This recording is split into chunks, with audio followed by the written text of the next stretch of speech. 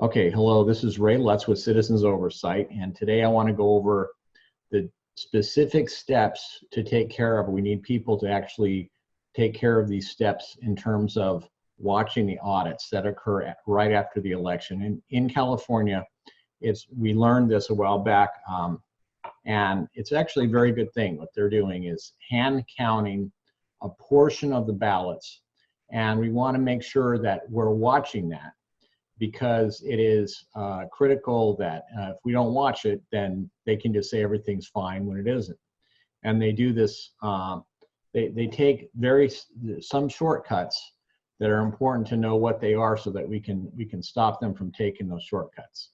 So what is an audit? An audit is basically, in general, a historical review of something. What you want to do if you did, say, a financial audit, you want to take all the records. Not all of them. Usually it's a sample. You take a sample of the records and you compare that with some other records. You're going to compare two things.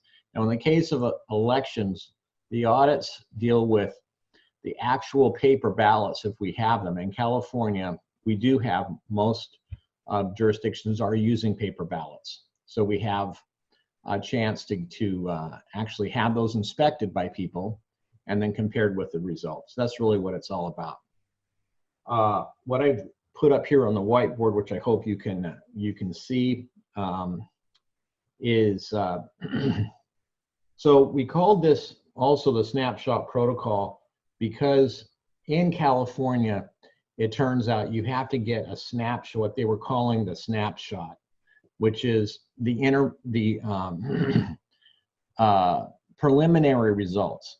The key thing here is that we have to have a frozen computer report, which is what we're trying to find out if it's correct. But it has to be frozen. That is, they can't be changing that report as they're doing the audit. And this is where we've actually seen them effectively changing the report, even though you wouldn't know it unless you were very careful about how you're watching things. Well, we need to get this frozen computer report prior to the random draw. So they're going to randomly choose 1% of the precincts or batches. It turns out they can do it either way now. And a lot of times for vote by mail ballots, they're choosing it in batches, which are mixed precincts. They're not just one precinct at a time. We need this prior to the random draw, and that's because if they randomly draw precincts ahead of time, then it will be easy to undo any changes they might make. So let's say you had a compromised official or insider who can change this computer report so that it comes out so that their desired person wins. So they can go into the computer and maybe swap the columns. The guy that was supposed to lose now is the winner, and the guy who was the winner is now the loser. All I got to do is change the names at the top of the column. And later, if they said, gee, those are not right, they go, oh, oops, that was a clerical error. We got the names wrong. So it could be covered up and they still would keep their jobs. So this is maybe the kind of hack you might find. And who would do that? Somebody who somebody has some dirt on. Maybe they're being blackmailed, or maybe they're just bad people and they want to do it. Maybe they're getting some money. So if we have the computer report, let's draw a little computer report here. And this is what comes out of the computer and listing who the winners are for each precinct. This needs to be done down to the precinct or to the batch and by whatever group it's in. That is, if it's a by mail ballot or the in-person ballots, there's essentially 4 different groups. Now I've got this graphic here where you see these panes. There's 4 panes in California.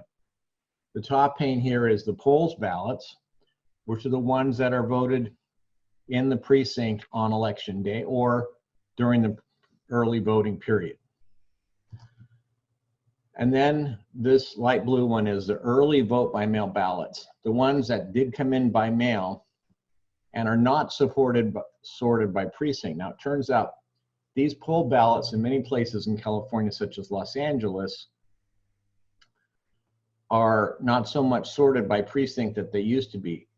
These little squares here that you may be able to see, those are the different precincts in the election. In San Diego, this is the actual number of precincts they had in 2016. And those black dots are the actual randomly selected precincts. Now, when they go into the precinct, automatically all those ballots are going to be sorted by the precinct when they arrive. So you don't have to sort those. And it's easy to know, okay, well, I'm just going to pick 1% of them. However, now in California, they've started this voting center method of voting, and they're not necessarily grouped by precinct. You can go into the voting center, which has, in LA especially, they're moving to this, where they have about 3 precincts in one voting center. And you can go to any voting center you want, though. You can, it used to be that it was about 4,500 precincts, and now they're going to have 1,500 voting centers. So it's about 1 to 3, but you can go to any voting center and still vote. So that means that the ones we get from a voting center, and this would be about the number of voting centers in Los Angeles, because that's about 1,500 there. So of the 1,500 voting centers, if we pick those, but that isn't necessarily sorted down to the voting center. What you get out of a voting center might be from different precincts, and then you wouldn't necessarily have those in the box. So it depends on what you're getting in the audit, what you're going to be looking at as to whether it's sorted by precinct or not. But whatever it is, you got to have the computer report that matches the ballots that we're going to be counting. I mean, it's very simple. The computer report that we need to have prior to the random selection is we need to have it broken down by whatever the auditing lot is, so that when they bring those ballots into the room, preferably we don't want them monkeying around with the ballots for a long time before they start to process them.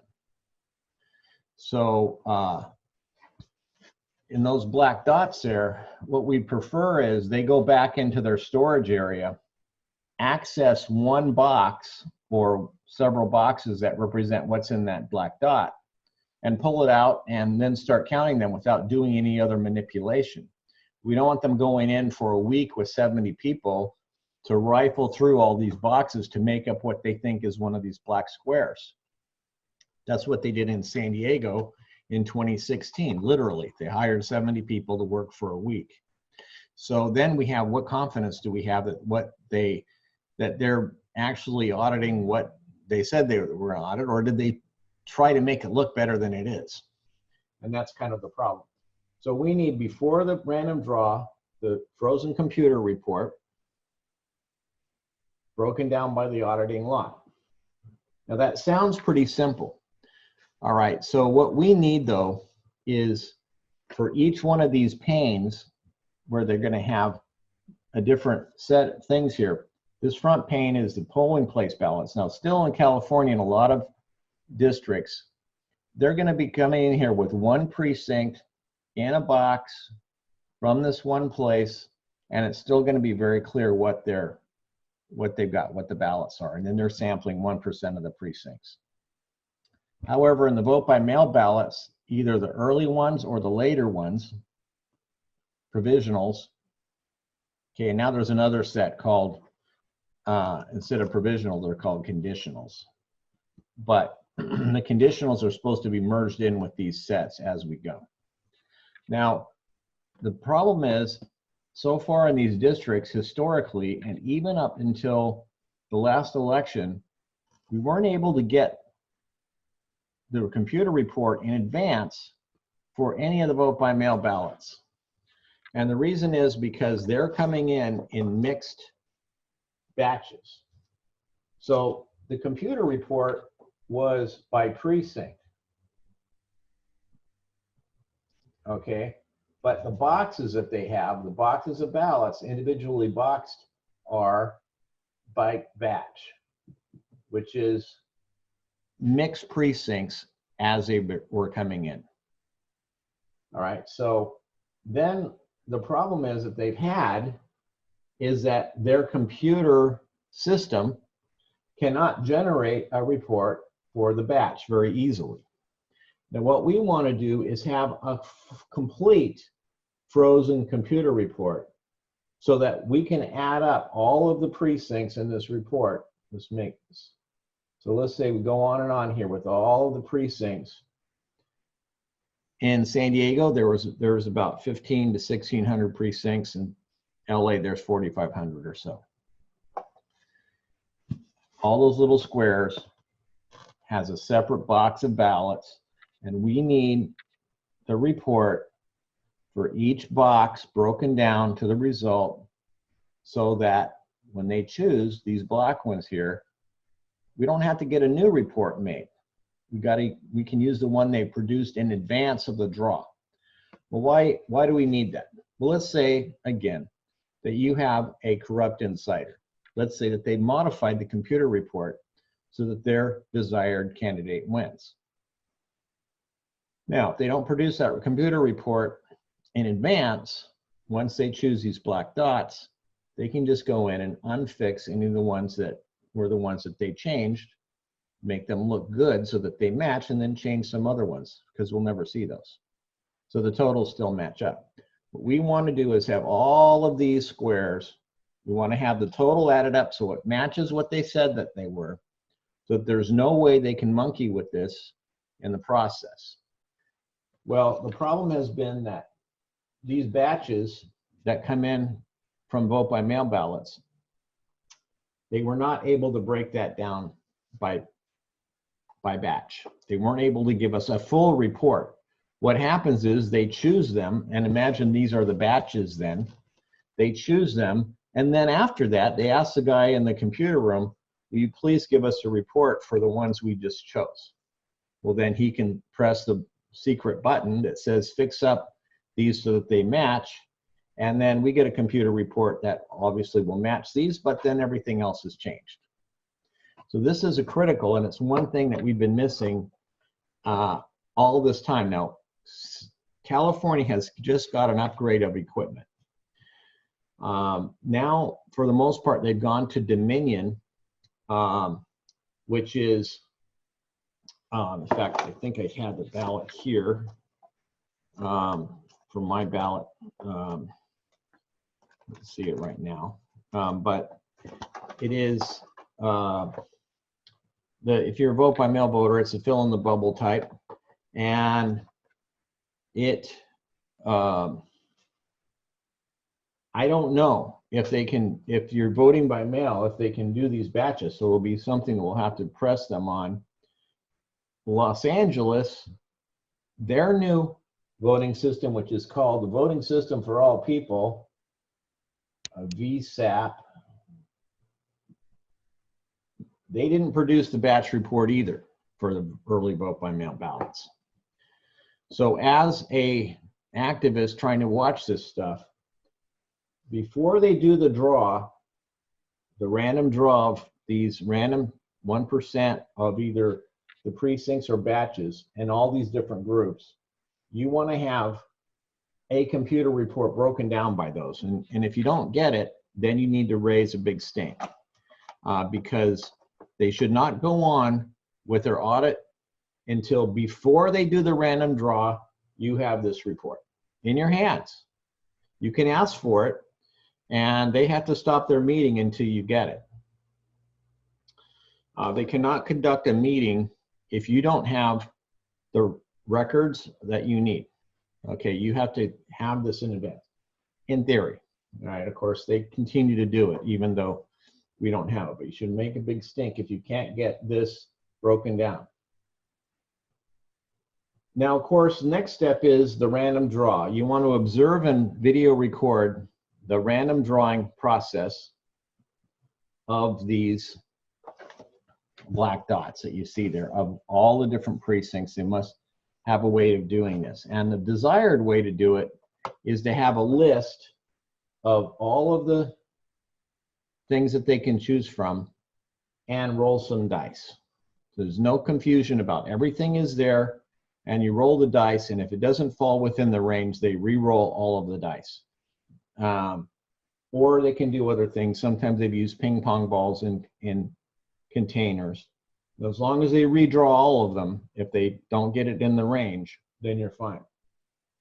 No computer programs, please. I know that up in the Bay Area, they were still relying upon some website computer program, which we don't know what it's programmed to do. It can just be programmed to make it look like it's random and then come up with the ones that they didn't fix. So no computer programs. And if they start to use one, you should say, okay, I need the source code for that and so forth. And you can say, I don't rely upon your computer program. Please just roll dice. Now, the third step is to watch the tally process. Now, the frozen computer report really want this in electronic form. Citizens Oversight, I will be asking for it. That kind of throws a spur in their saddle, if you will, because they're not used to providing stuff via requests in advance. They always like to say, you know, what documents do you want? And then, you know, we don't happen to have that available.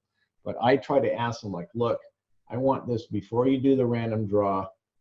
Upload this onto our website so we have a fixed version of it. And I'll tell you in a minute why we desperately need this in advance. And that comes down to this. You're going to be watching the tally process to see what they're doing. And let me just show you, I'm going to share my screen over here. And share. And I think I can move this over here so we can see. Do you guys see that little? Maybe you don't see that. Let me try to then, instead of doing it that way, well, I'll just leave it there. So essentially, on this shared screen here, you see a recording, and this was actually done in San Diego. Let me turn the sound down.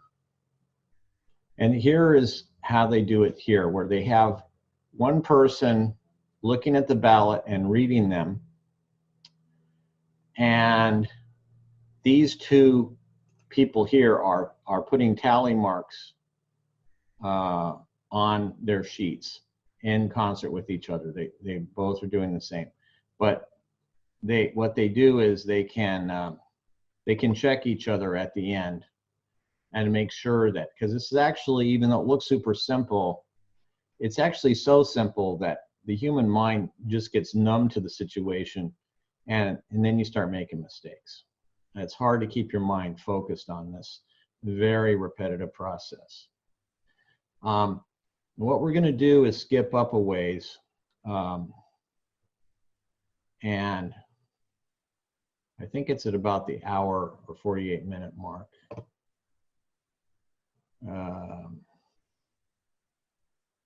Let's see, they keep tallying here, and then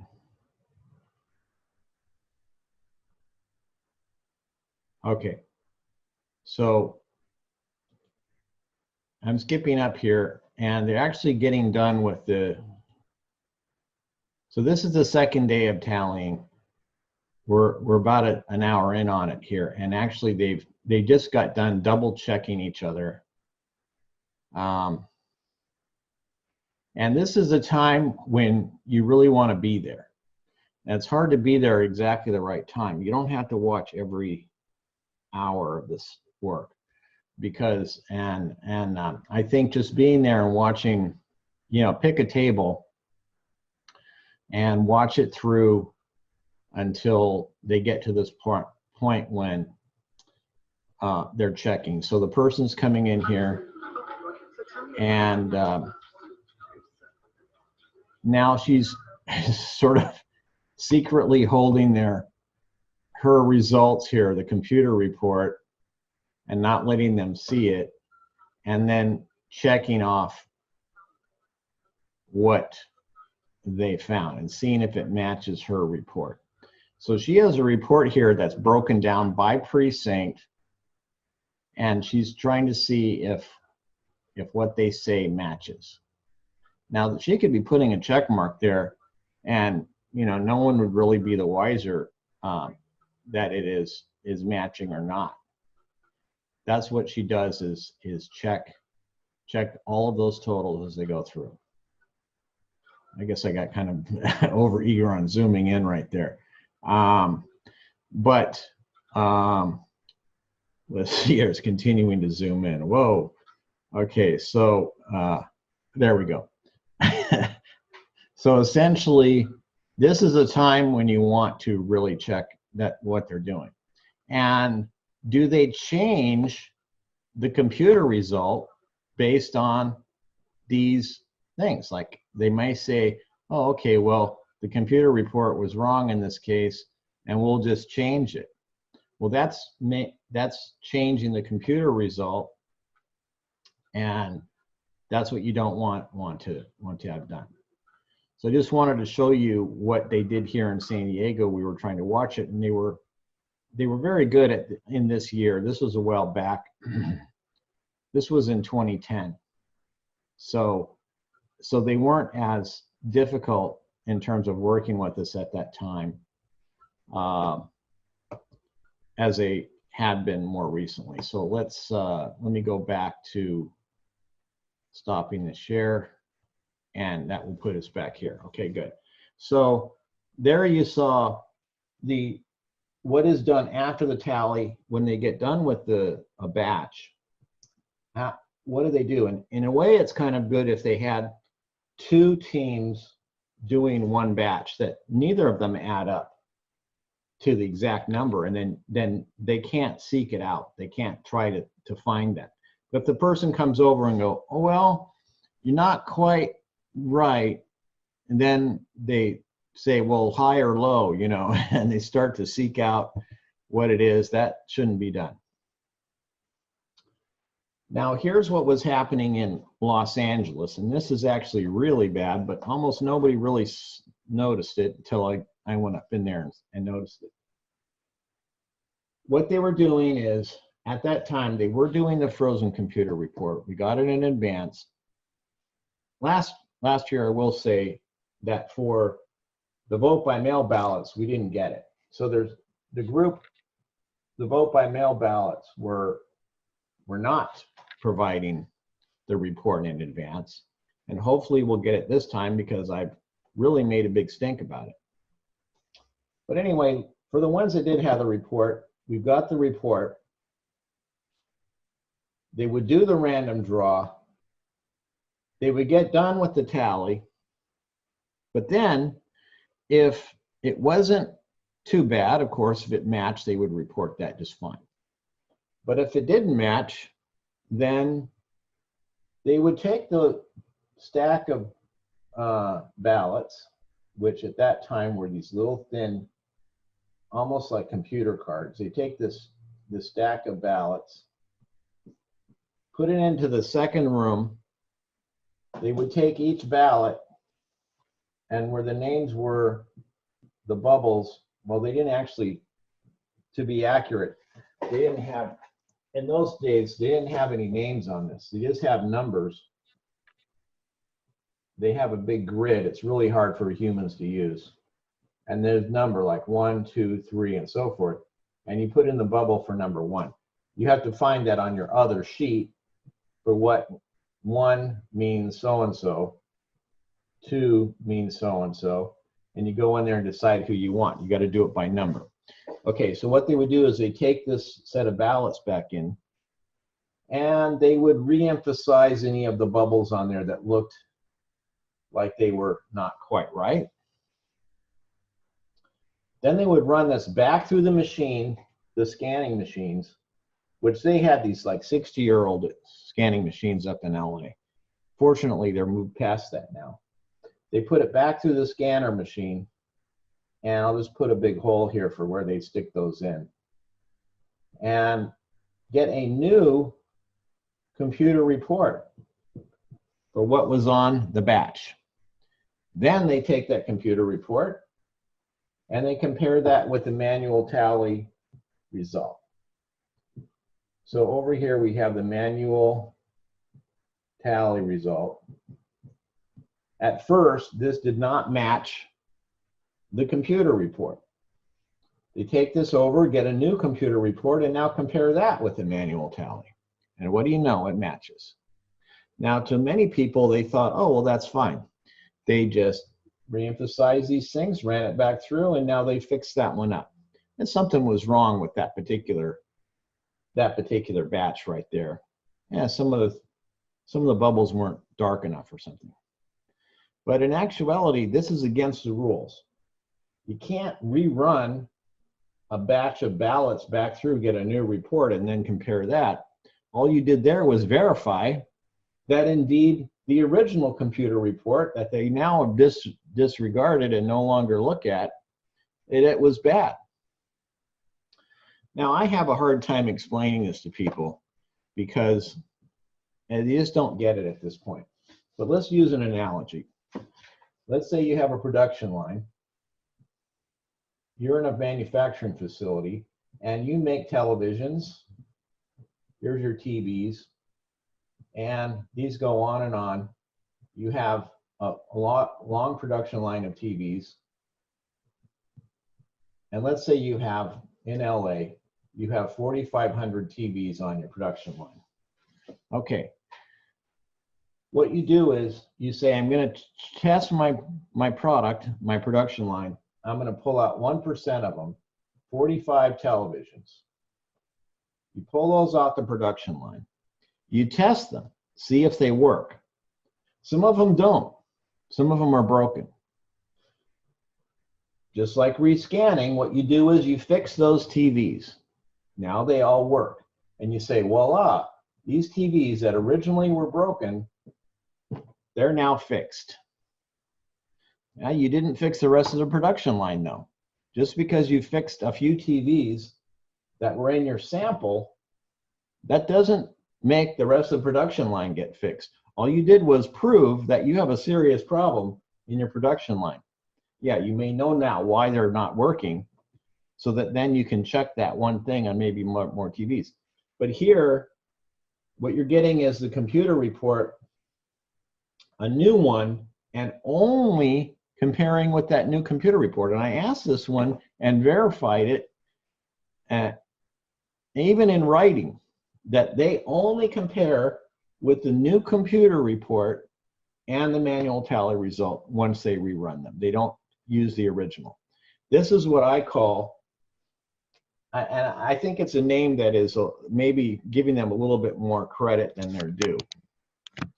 I call it innocent fix-up.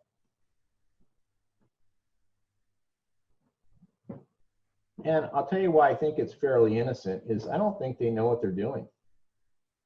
I don't think they're realizing that they're breaking the rules.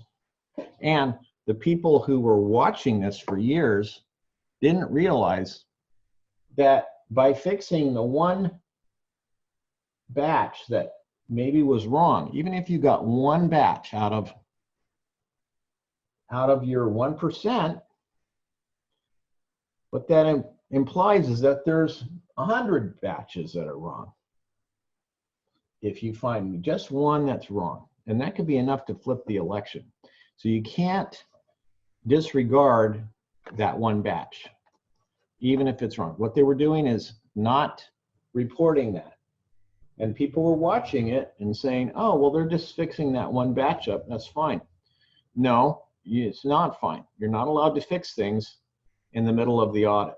You have to go with what you have. For the most part, there's some fixes that you can do. And so during the audit, though, they tend to want to fix problems like they have throughout the rest of the election.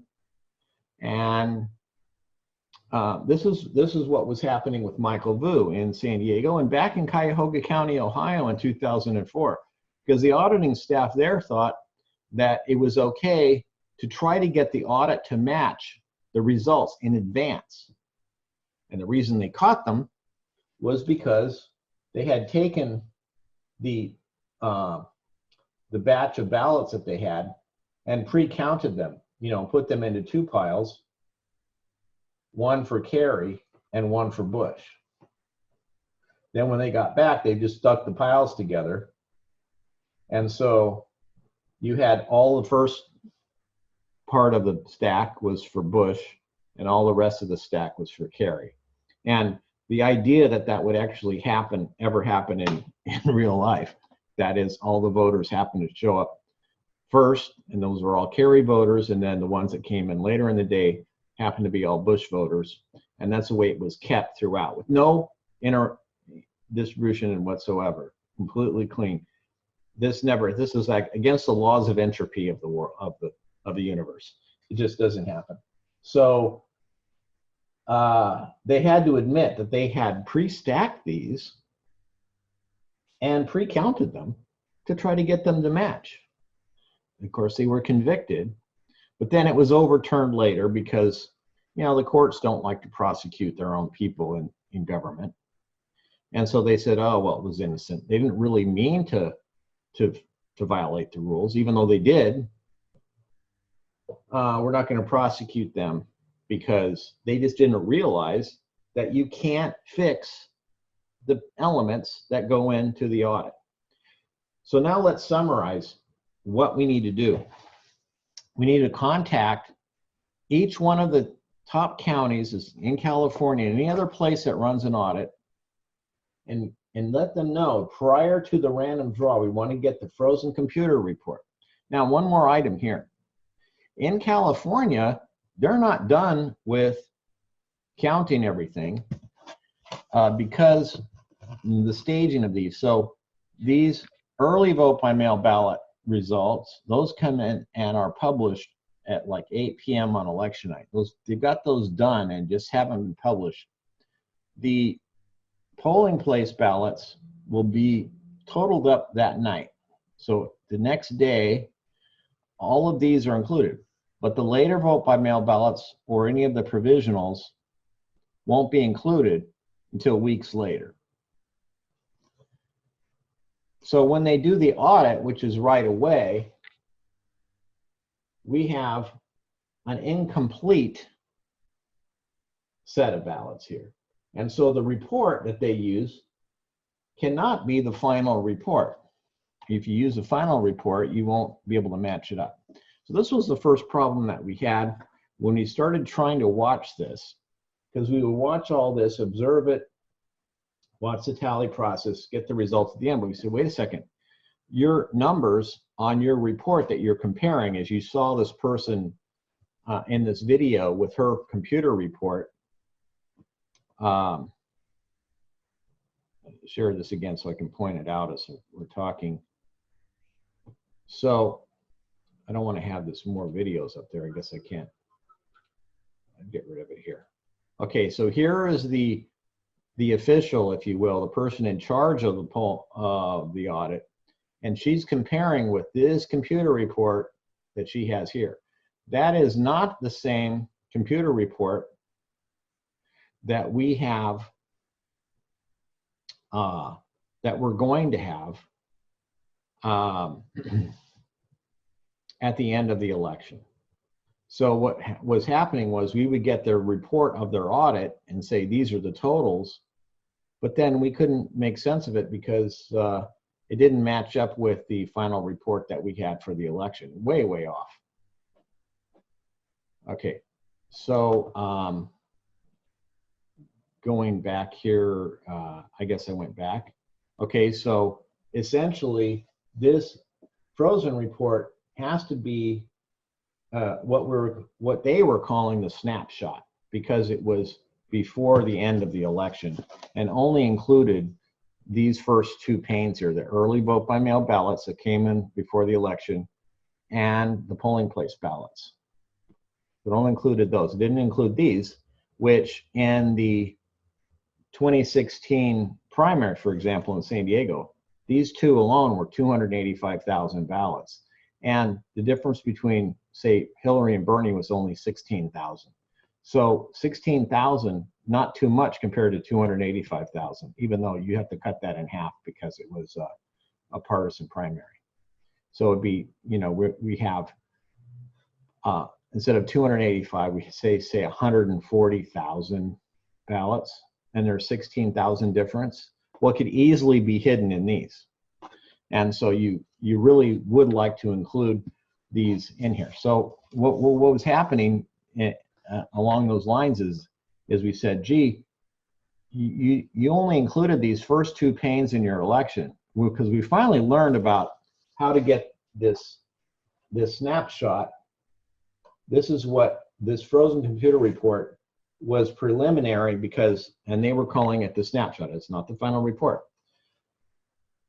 And so we finally figured out how to ask them for the snapshot file in advance, to say, we want the one that you're comparing with so we can compare it, and therefore you can't rejuggle things and make it look like it matched up when it didn't. And then we said, gee, the law says you're supposed to include these other two panes back here. It doesn't say include some of the ballots. It says 1% of the ballots cast, including vote by mail ballots. That's what it says. Now, 1% of the ballots cast implies to me that's 1% of all the ballots cast, not 1% of some of the ballots that are cast. Otherwise, why would you say 1%? So we went through that court case and actually won, but then we have what I think is some sleazy election officials and Alex Padilla, who pushed through AB 840 to make it such that AB 840 allows them to neglect and not include. So this was originally about signatures on ballots, on provisional ballots. They changed it to be about that it's okay to exclude about 37% from the audit. Now, we're not saying that you need to do any more, but it was only 8 batches in San Diego, and 8 batches would have cost about $3,200. Instead, they decided to force us to take him to court, have a 3-day trial, go through appeals. How much does that cost? I'll tell you right now, way more than $3,200. And the other suspicions that we had, the other problems with that, get rid of some of these things here, because I want to make this point that we had some very suspicious things going on. Number one, whiting out ballots. They said, well, we're using computer whiteout tape, which you can just pull up and see that it's okay, but no one does that. So whiting out one set of eyes doing it, no reports, no logs, etc. So this hopefully will be going away with the new equipment this year. And there's sometimes when this is legitimate, where I've seen it, where there would be a ballot item where you would say, you know, Joe Blow up here, the guy marks it, and then down here, the write-in, he marks that too and writes in Joe Blow. So in order for their equipment to be able to handle this with the old brain-dead equipment, they would white out the secondary bubble, and it would only be 1 vote for Joe Blow and not an overvote. So this we did see, but we also saw what looked like whiting out legitimate votes, and guess what? They were for Bernie Sanders, and there was some concern there about that. Now the second one was the other things that they were doing in this election that we saw a problem was initially in the early vote by mail ballots. We had, say, 58% for Clinton and 42% for Bernie Sanders. Okay, so Hillary Clinton won that by a landslide in the early, but in the polling place ballots, we had 58%, roughly speaking, for Bernie Sanders and 42% for Hillary Clinton. And in no other set did Hillary win. It was a little bit closer in the, so if Hillary Clinton did not had won quite so much in the early vote by mail ballots, then Bernie would have won. So why did we, these were the audited ones though, the early vote by mail ballots were audited. They did include those. However, this is where they hired 70 people to work for a week to re-stack the ballots. Because originally they had done it by batch, and then as soon as we filed our lawsuit, they said, oh, well, we're going to change, and we're going to just go with the precincts. So what they had done in this front pane, they chose the ones you see in black for the polling place. For the early vote by mail ballots, they had chosen 8, because they had 723 batches, 8 batches to tally. That would have been fine. We weren't trying to get them to stop that. We just wanted them to do the later vote by mail and the provisionals. But then they says, no, we're not going to do it by batch. We're going to change, and we're going to do it with these same black dots you see here, so that we don't have to produce any other computer reports. Because again, they could not produce the batch computer reports. This has still been a problem. You can't get the report. Okay, so I think that summarizes. I was hoping to do this quickly, but you know what? I think it's worth for people that are trying to do this to get their feet wet, to see what it's like in the room. We were able to bring our camera in these early days,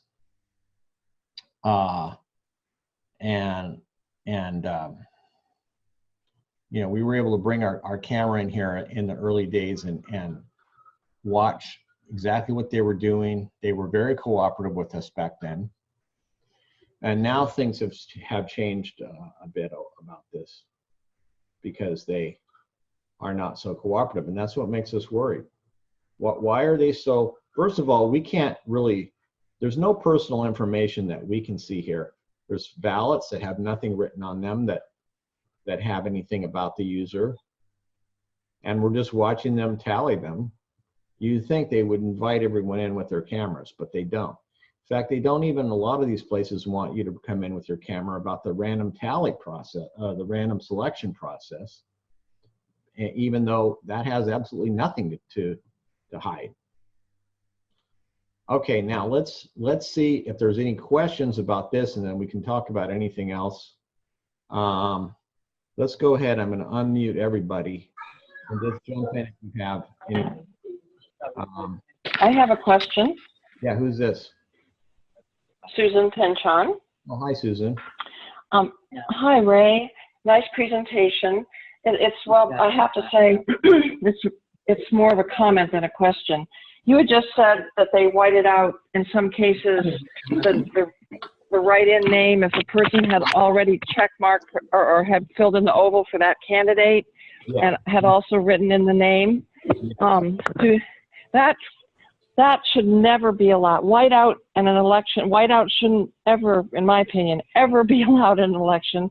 In Florida, what they require, if that happens, they have to duplicate the ballot, and it has to be a team of people that duplicates ballots. So you take the ballot that has what looks like an overvote, but is really votes for the same candidate, and you make a new ballot with people of different parties watching, and then you can run that ballot through the machine. But once you start introducing whiteout into an election, I think that's like oil and water. I don't think it should ever be allowed, but that's my opinion. That's what I'd like to Oh, well, you're making comment. a point. Thank you. And especially, well, let's just say that I'm willing to grant them the ability to use whiteout if they do it very, very carefully. And that means. What, but why even let whiteout at all, Ray? That's what the duplication process is for, which is a way to verify after the fact what the original ballot was and what the new ballot is. Yeah. Once you have whiteout in a room with people that you may or may not trust, you're really getting, it's a slippery slope. And why not just require duplication?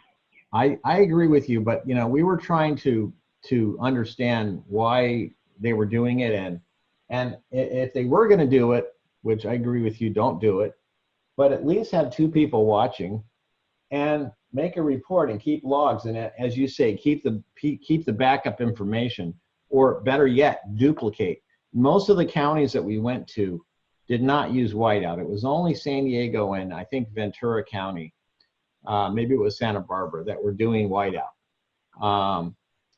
All the rest of them that we saw did not. And I believe now with the ballot images, the type of machines that they're using that produce ballot images and allow review, and more sophisticated computer, review of things. I mean, you can look at the images and adjudicate it separately without doing anything to the ballot. So for that reason, I think we're going to see less of that. Okay, so Dale, I see you have your hand up. Go ahead. Yeah, just to confirm the definition of a batch, the problem with the batch report is that they contain partial precincts, not just several precincts, in other words. Yes, so no, they don't include complete precincts. It is not a combination of precincts. And for that, they use the word consolidation. So, and sometimes when you see these individual squares here in this picture, sometimes these are not actually precincts, and we still sort of talk about them as being precincts, but the correct word is consolidations. So a lot of times you might have 2, 3, or 4, precincts in here, and that happens if there's too few ballots in a precinct, and it starts to be you're putting it in danger of figuring it out. Because if you just had one person in a precinct, you would know exactly how that person voted, and then that's an invasion of their privacy. So what you have to have is at least a few, or in fact probably 25 or more, in a given batch, if you will, a precinct set of ballots, which would be these black dots. Problem is that when the vote by mail ballots come in, how are they handled?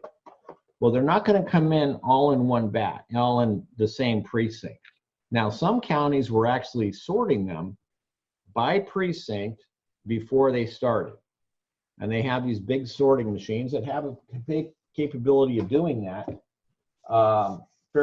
pretty easily. I'll get a picture of that machine in San Diego. Basically, it's a really long, they're made by Pitney Bowes. And they've got all these basically like mail slots in here where you can put ballots. It's not formatted like this, but just imagine it's a whole bunch of things. And the machine puts it in the slot.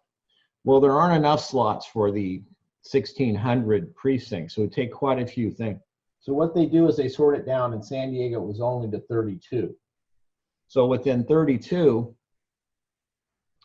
if you had 1,600 precincts and you're going down to 32, so basically you have about 50, right? See, if you had 50 of these, you had twice many. Yeah, so it's I think 50 precincts per, and then in a given batch, what do you have? 400 ballots in a batch. So the process is the envelope comes in, they take a picture of the front of the envelope, it has a barcode on it, it has your name, your party designation. Goes into this machine, the first part of this machine, and takes a picture of the front of the envelope, then sends that picture to an operator in front of a machine, which you can go in and watch these people they're viewing these things on their computer and saying yes or no to the signature doesn't match the database, right? And they allow you to stand right here. Usually you can stand and you can watch what this guy is doing. Of course, if they put you on the other side so you can't see what they're doing, that's not going to do you much good. You have to be right behind them. So they'll let you do that, but of course you can't be interacting or anything or stopping them. But you can watch what they're doing and maybe report on it. So this is one of the roles of people, to watch the signature verification as they come in. So after the signature verified, they take the earlier batches, which have only 200 in them. So the first ones are 200. They have them in separate bins, and they're 200 unopened envelopes in one of these bins. 200 unopened envelopes. They run that back through and slit open the envelope and also sort the envelopes into these bins. And now they have 400. Then in San Diego, they take them into a big room. And I have another video of that here somewhere, or maybe I'll bring it another time. In San Diego, they have this huge room of people. Other districts have machines that help the person. They spread the envelope open. The person can reach in and pull out the ballot. What they do here is they have tables and tables of probably a couple hundred people. Each one has a stack of ballots. They take it out of the envelope. They're not supposed to look at your name on the front of the envelope and see how you voted. And they're not. I mean, they have so many to do. And so then they stack them up and they put them into batches. Now those are mixed precinct batches. They're not going to have full precincts, and they're going to have about up to 32. Well, they have 32, so they're going to have up to 50 different precincts.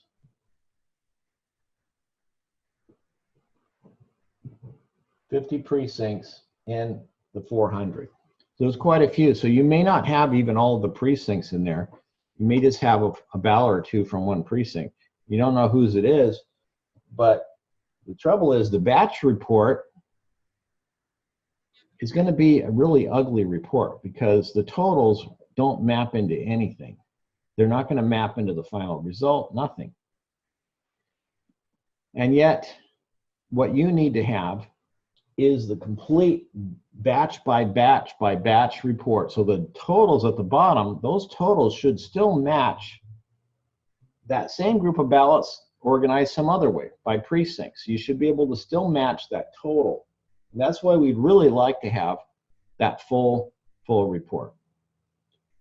So they can do it in different ways, but indeed now with the new voting centers, as I mentioned in LA, even this first part, which used to be all organized by precinct kind of naturally, you can go to any of the voting centers you want, and there's about 3 precincts for each voting center, but you don't have to go there. You don't have to go to the one that's closest to you or anything like that. You go to anyone. You can go to the one next to work, go on the way home.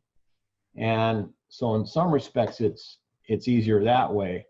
From our standpoint of trying to make sense of an audit, they're going to have to make this batch report, or we can't really correlate it to anything else. And they could just make up any report they want. We would say, yeah, it looks fine. But does that mean that the election's been hacked or not? We still can't tell because we don't have the totals. So let's say somebody went into the central tabulator file, modified the results, came out with the file of the results for batches, but we can't make any sense of that because we don't have them all. And they compare with the manual tally and they match. So we may have just been comparing with fraudulent results. We wouldn't know.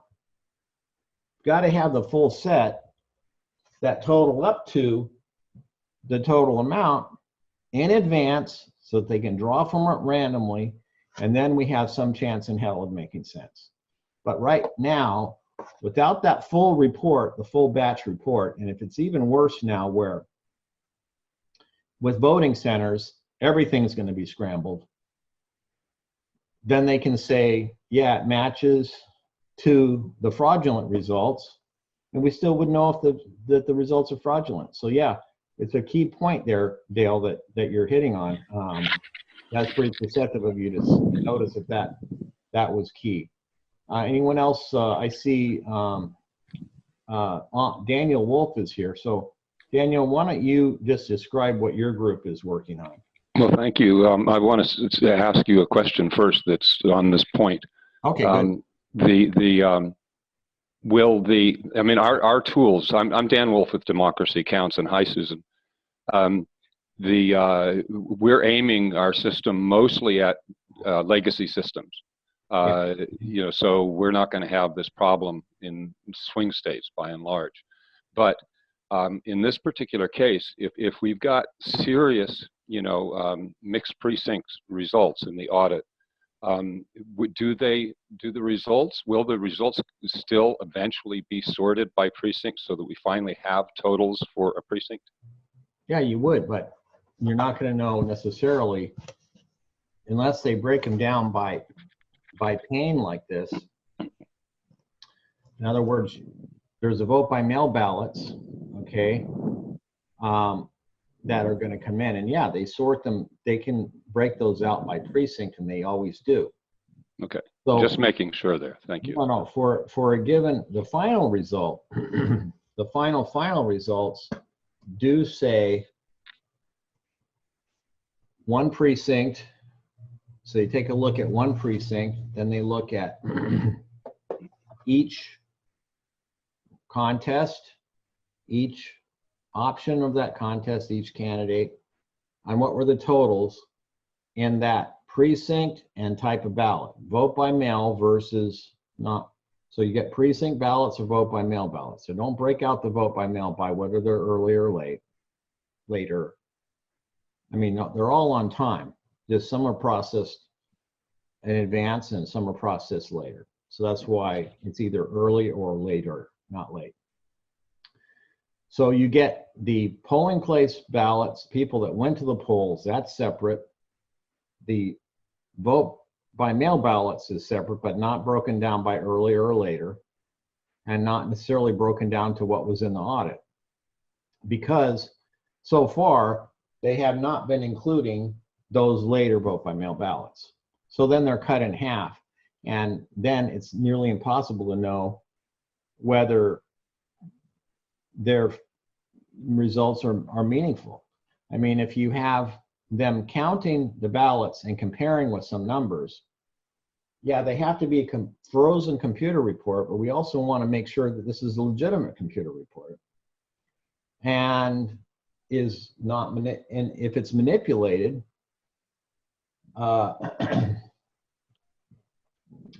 then we need to be able to find out when they do the counting, when they count the ballots, in theory, that's the real evidence, what the ballots say. And if that matches the computer report, then we say, okay, the computer did a good job of totaling it up. And the question will be, are they giving us the results from the actual computer report, or are these the ones that are fixed up so that they will match? So the ones that they know, okay, now they're picking these few black dots. There's only 1%, very, very few. And if you had, let's say, changed all of them, all you have to do is, once you know which ones they are, you go in and say, oh, okay, that's the one they're picking. Okay, well, I'll unfix those and change them back to what they were and move my changes to the other ones. You really don't have to change all of them. You may only have to change 20%, and then maybe most of that 1% won't hit the ones that you change. And a few that do, maybe one or two do, change those back. So if you were the insider hacker, you could get around this as long as the audit, as long as you didn't have to produce the frozen computer report prior to the random draw broken down by whatever they're doing in the audit.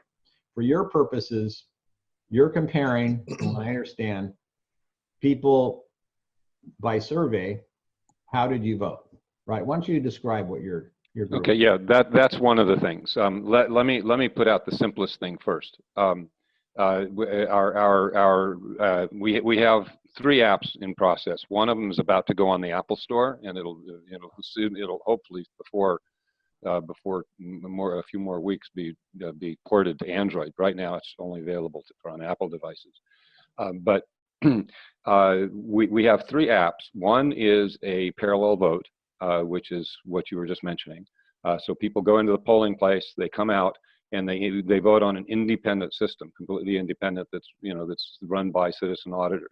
And so if 100 people come out of the polling place and say, I voted for X, and the official results say 90 voted for X, well, considering that we probably didn't get 100% participation by the people who voted for X, then that's a 10 vote or more discrepancy that needs to be investigated.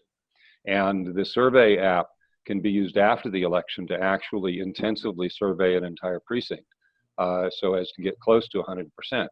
And part of the process involves the electronic signature on an affidavit that says I voted the same way on this system as I voted, in real life.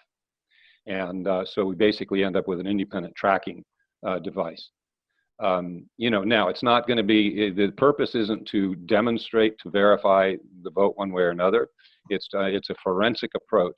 It's intended to uncover discrepancies if they exist, so that discrepancies, the evidence, direct evidence of discrepancies, can be taken into court by interested parties, candidates, parties, whatever, and they can ask a judge to consider that these discrepancies are serious enough to require an injunction against certification pending an explanation of the discrepancies, possibly involving a law enforcement investigation or discovery or something like that. There's a voter suppression app that's similar to this. Basically, it says if you haven't been permitted to vote, you go on our system, you sign an affidavit that says I'm voting the same way I would have voted had I been given the opportunity to vote.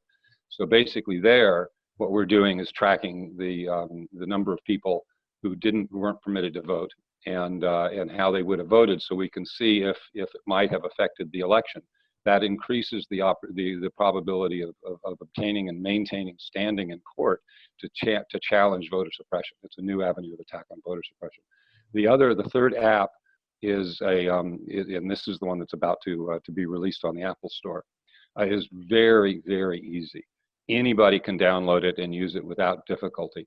It's for taking pictures of polling place tapes, which are required in California. It's there. I just verified this.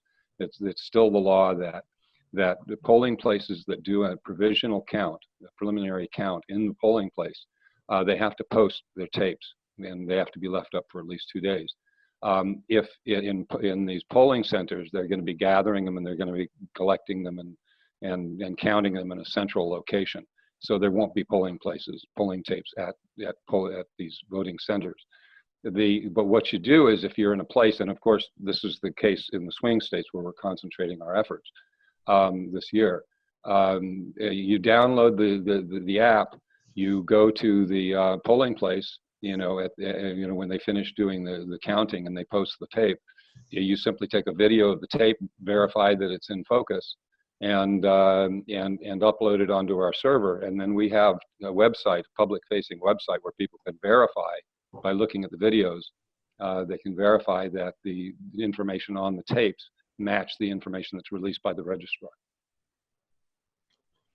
Well, so let me just comment on the thing that we did that you might be an opportunity to, is we went into San Diego years ago, and what they have is, if you can imagine, a bunch of shelves, and on each shelf is a box, and in the box is a manila envelope, and a whole bunch of them for the 1,500 precincts. And inside that manila envelope is the polling tape for that election. And so what we did was similar to what you've got going on, except we went in and got 5% of them, which was still a lot of work. And I do have them, I'll work on getting this up while we're talking. But essentially we did 5%, which was 85 polling places. And we took the tapes and scanned them on a scanner. They're pretty long, so it wound up being taken. We would do 3 at a time, and we would shift them down, and then we would have, so we have these scans, and then we compared the totals with what was in so we took the scans out, and so then our images, because I'm not probably going to be able to pull it up that fast, but our images were like the regular scanner, but what we'd have is three tapes here, and then they would go on for a few pages. And that way we could do fewer scans by scanning 3 tapes at once. And then we would have the totals at the bottom, and then we would be able to compare that. What we did was we compared the totals of these tapes to the computer logs. So we have the tapes, we have the computer log of what was scanned.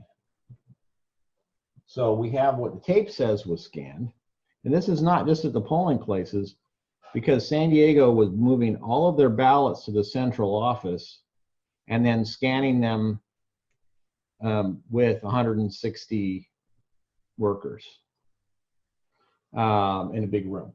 And that's what you see at the top of the Facebook page. But essentially, we looked at the tapes, the computer report saying what they scanned. And then we also went back in, and this was kind of the interesting part. We went in and looked at the signatures of everybody who signed in. Okay. The signatures on the signature pages, and we totaled those up. So the tapes, how many were scanned, the computer report, what the computer said, and we looked in the audit log too to see what was went through the audit log.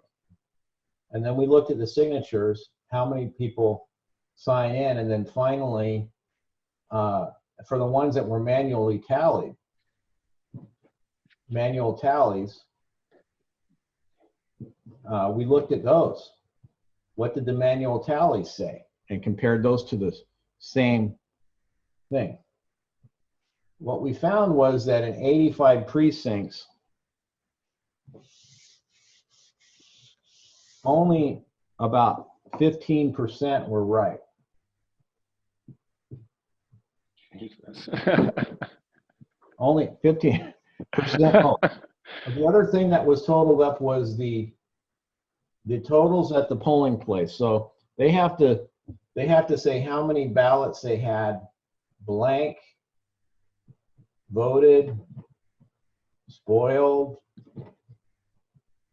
and blank, voted, spoiled, and issued. So basically, they're issued so many are blank at the end. Then some of them are supposed to be voted and the rest spoiled. That's all supposed to add up. That's supposed to match the signatures, supposed to match the tape, supposed to match the computer report, supposed to match the manual tally. First of all, only 15% of these things here all matched. Now the computer report and the tapes matched. No problem. So the computer reports did match what was scanned, what they said was scanned. Well, the tapes matched what was on the computer report of the audit log, but didn't match the final computer report. So what was the problem was mainly the people and the workers in the precinct could not total up, and we looked into some of these, why it was that they couldn't get it added up. They couldn't get these to add up. The number of ballots that they were issued and so forth, they couldn't get that to add up. And they give up. Then there was about a 6% loss between what, because remember, this is the case here where the scanners are not in the precinct. All they do is gather up the ballots. So all you get is the signatures at the precinct and this total here, which is called the ballot statement, which totals up everything that they're supposed to have. And then we said between the signatures and this, sometimes would match, but then there was a 6% loss to what was actually scanned and in the computer report. And then there was this reconciliation phase. And you know what? I spent about several days of trying to talk to Michael Vu to figure out what this reconciliation is and what is their procedure for it. Never could answer the question. In the end, most of the 6% loss reappears. Now, looking back, I believe that what was going on here is a lot of the 6% loss was due to ballots that were either mangled or written on or needed to be whited out or whatever they were doing at the time. And so those were pulled out. So when they first came in, the ballots that first came in from the polling place, 6 out of 10 were pulled out, put aside. These were run through, and these were the ones that were audited. Only the ones that looked good were the ones audited. All the rest of them that they pulled out, they didn't even audit those. So this was a 6% loss that we found.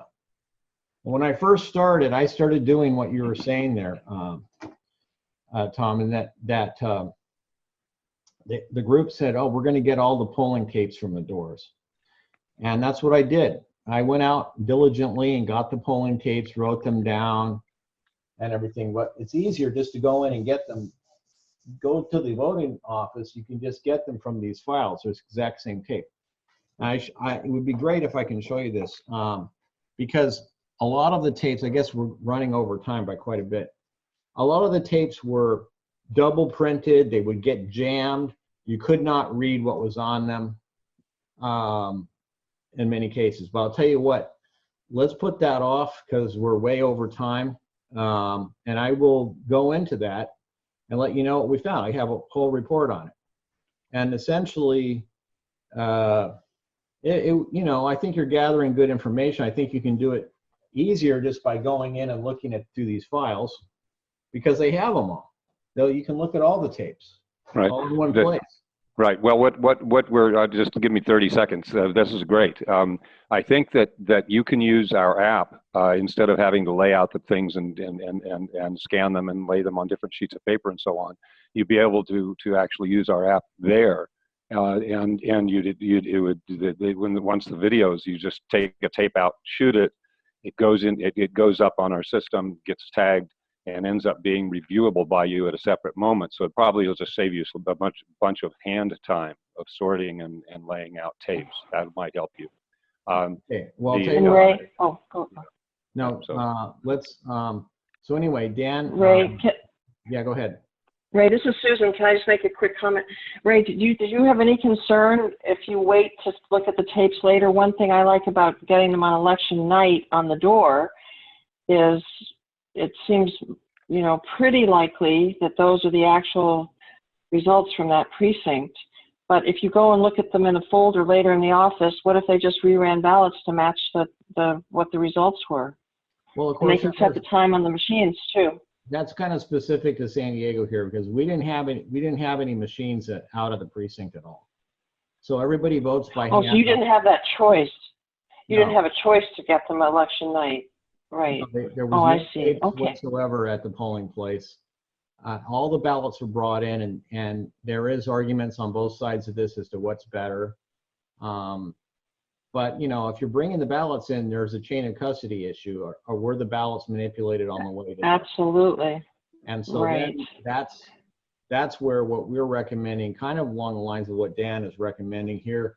But I didn't mention it here, but there's a polling place observation that is another part of what activists can do, is they can go to their polling place. And I recommend going in right as they're getting done, just 5 minutes before closing, and just tell them, I'm going to be in here watching you shut down. And a lot of places you can bring in the cameras and so forth and video record. I'm going to try to do that this time. Video record the entire shutdown process, what they do exactly.